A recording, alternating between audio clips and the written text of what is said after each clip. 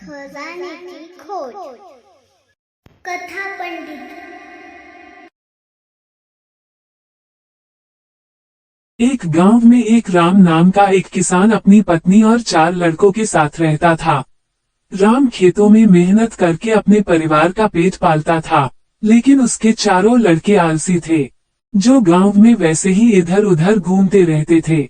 एक दिन राम ने अपनी पत्नी से कहा कि अभी तो मैं खेतों में काम कर रहा हूँ, लेकिन मेरे बाद इन लड़कों का क्या होगा? इन्होंने तो कभी मेहनत भी नहीं करी, ये तो कभी खेत में भी नहीं गए। राम की पत्नी ने कहा कि धीरे धीरे ये भी काम करने लगेंगे। समय बीतता गया और राम के लड़के कोई काम नहीं करते थे। एक बार राम बहुत बीमार पड़ गया। वह काफी दिनों तक बीमार ही रहा। उसने अपनी पत्नी को कहा कि वह चारों लड़कों को बुलाकर लाए। उसकी पत्नी चारों लड़कों को बुलाकर लाई। राम ने कहा, लगता है कि अब मैं ज्यादा दिनों तक जिंदा नहीं रहूंगा। राम को चिंता थी कि उसके जाने के बाद उसके बेटों का क्या होगा। इसलिए उसने कहा, बेटों, मैंने अपने जीवन में जो भी कुछ कमाया है वो खजाना अपने खेतों के नीचे दबा रखा है। मेरे बाद तुम उसमें से खजाना निकालकर आपस में बांट लेना। ये बात सुनकर चारों लड़के खुश हो गए। कुछ समय बाद राम की मृत्यु हो गई। राम की मृत्यु के कुछ दिनों बाद उसके लड़के खेत में दबा खजाना निकालने गए।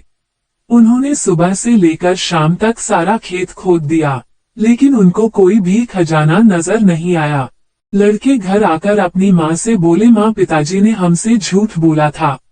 उस खेत में हमें कोई खजाना नहीं मिला।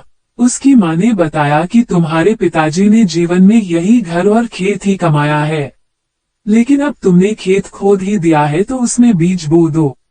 इसके बाद लड़कों ने बीज बोए और माँ के कहेनुसार उसमें पानी देते गए। कुछ समय बाद फसल पककर तैयार हो गई, जिसको बेचकर लड़कों को अच्छा मुनाफा हुआ, जिसे लेकर वह अपनी माँ के पास पहुँचे। माँ ने कहा कि तुम्हारी मेहनत ही असली खजाना है, यही तुम्हारे पिताजी तुमको समझाना चाहते थे। इस कहानी से हमें ये सीख मिलती है कि हमें आलस्य को त्याग कर मेहनत करना चाहिए। मेहनत ही इंसान की असली दौलत है। और कहानियाँ देखने